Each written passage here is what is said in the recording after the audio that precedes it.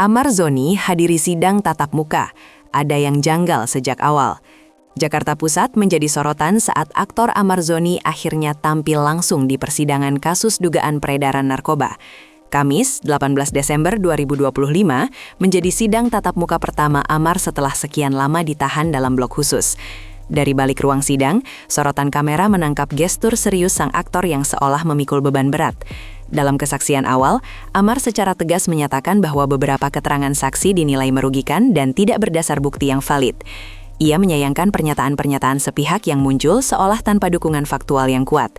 Pernyataan ini menjadi sinyal awal bahwa Amar akan melakukan perlawanan hukum secara terbuka, bahkan siap membuka borok proses yang menurutnya tidak adil. Suasana ruang sidang yang awalnya tenang mulai berubah saat Amar mulai mengangkat suara.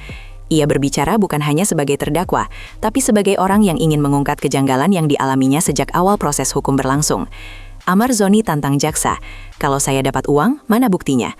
Salah satu momen paling mengejutkan di persidangan terjadi ketika Amar Zoni secara terbuka menantang jaksa untuk menunjukkan bukti transfer uang yang dituduhkan kepadanya.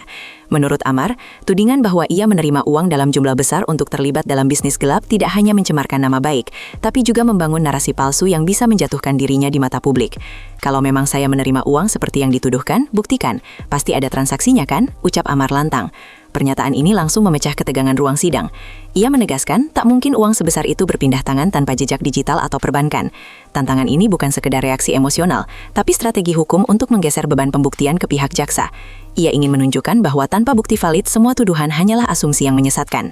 100 gram sabu. Amar sebut tuduhan itu tidak masuk akal. Sidang kemudian memasuki bagian yang paling disorot publik.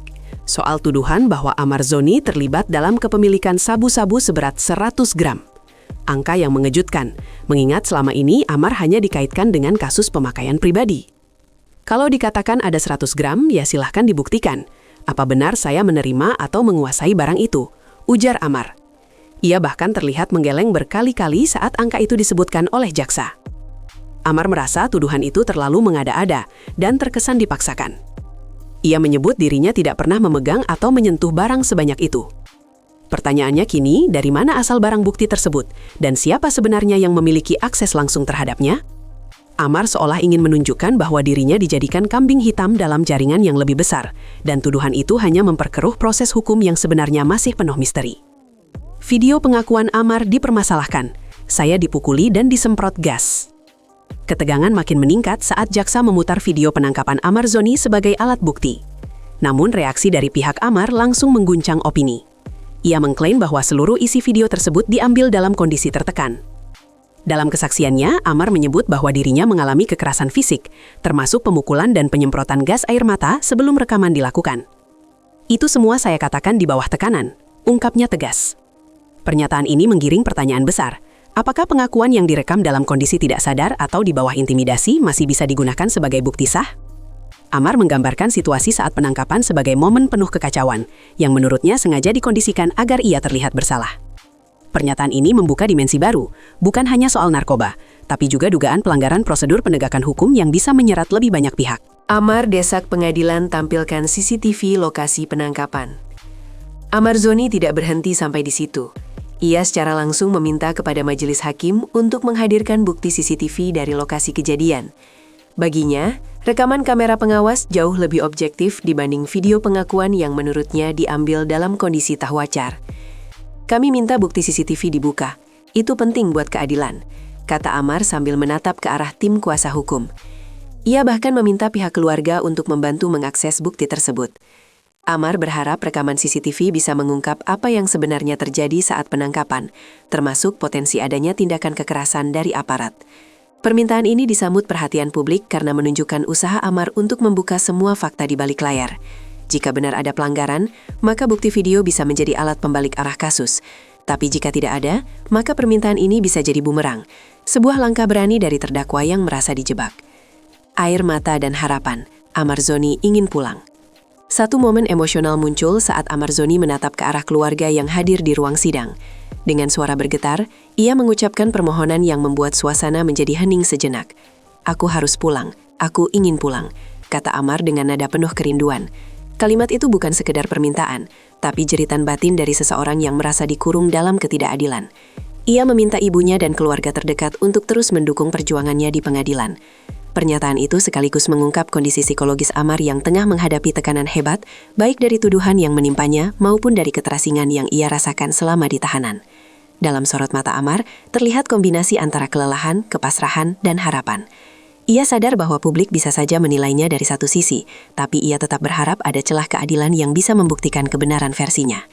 Tangis dan kalimat singkat itu kini menggema luas di media sosial sebagai simbol harapan dan perjuangan seseorang yang tak ingin menyerah. Amar sebut dipaksa mengaku di rutan. Saya disiksa. Persidangan pun kian panas saat Amar Zoni membuat pengakuan mengejutkan terkait kondisi penahanannya di rutan Salemba.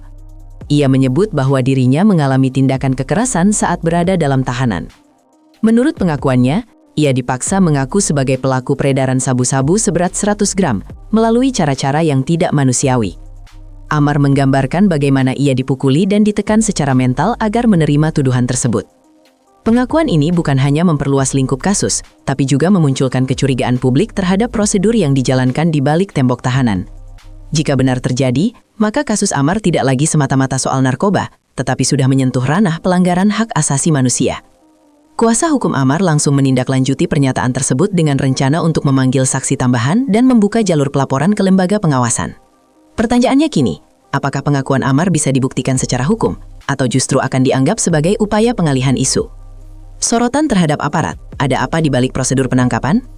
Pernyataan Amar Zoni soal tekanan saat penangkapan dan kekerasan di rutan memicu gelombang pertanyaan baru tentang integritas aparat penegak hukum. Banyak pihak mulai bertanya-tanya, apakah pengakuan yang dihasilkan melalui kekerasan masih layak dijadikan alat bukti? Dalam sejarah hukum di Indonesia, sudah sering terjadi pembelaan terdakwa terhadap dugaan penyiksaan selama penahanan. Namun dalam kasus Amar, yang menjadi perhatian adalah kejelasan dan konsistensi narasinya sejak awal. Ia tampak tidak berubah arah. Dari awal hingga di persidangan tatap muka, ia terus bersikukuh bahwa dirinya ditekan dan tidak pernah menerima uang maupun barang haram. Hal ini menjadikan sorotan tidak lagi hanya pada Amar, tapi juga pada mekanisme penegakan hukum yang seharusnya berjalan sesuai standar HAM. Bila benar terjadi kekerasan, maka akan ada konsekuensi yang lebih luas. Namun jika klaim Amar terbukti tidak berdasar, maka publik akan menilai langkahnya hanya sebagai strategi bertahan. Publik terbelah antara simpati dan keraguan. Di luar ruang sidang, publik memperlihatkan reaksi yang terbelah. Sebagian mengaku terenyuh dengan pernyataan emosional Amar dan merasa bahwa ia sedang menjadi korban sistem yang salah. Dukungan dari para fans pun mulai bermunculan di media sosial, menyerukan tagar #keadilan untuk Amar. Namun, tak sedikit pula yang menyuarakan skeptisisme. Mereka menilai bahwa Amar sedang bermain drama untuk mengaburkan fakta. Mengingat kasus ini bukan pertama kalinya ia berurusan dengan narkoba, banyak pihak yang sulit memberikan empati secara utuh. Apalagi dengan adanya barang bukti yang cukup besar dan rekaman video pengakuan, sebagian netizen merasa bahwa sang aktor tengah berusaha mencari celah hukum untuk lolos dari jerat hukum berat. Ketegangan ini memperlihatkan bahwa kasus Amar Zoni tidak hanya diproses di ruang sidang, tapi juga di ruang opini publik yang tak kalah tajam. Kemana arah persepsi publik akan bergeser, semuanya tergantung pada fakta selanjutnya. Apakah Amar Zoni akan menang atau terjerat lebih dalam? Dengan semakin banyaknya narasi yang muncul dari kedua belah pihak, kasus Amar Zoni kini memasuki babak krusial. Pertarungan bukan hanya soal fakta hukum, tapi juga pertarungan narasi. Siapa yang lebih bisa meyakinkan publik dan pengadilan?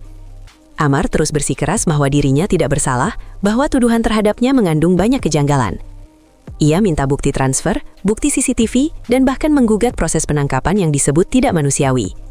Namun di sisi lain, jaksa telah menyiapkan rangkaian bukti, termasuk video pengakuan dan barang bukti fisik yang tak bisa dianggap remeh. Persidangan selanjutnya akan menentukan arah. Apakah permintaan Amar untuk membuka rekaman CCTV dan menghadirkan saksi tambahan akan mengubah jalannya kasus, atau justru membuka celah lain yang bisa memperberat posisinya? Semua mata kini tertuju pada hasil pembuktian berikutnya. Dan satu hal yang pasti, drama hukum ini belum berakhir. Bahkan, mungkin baru saja dimulai.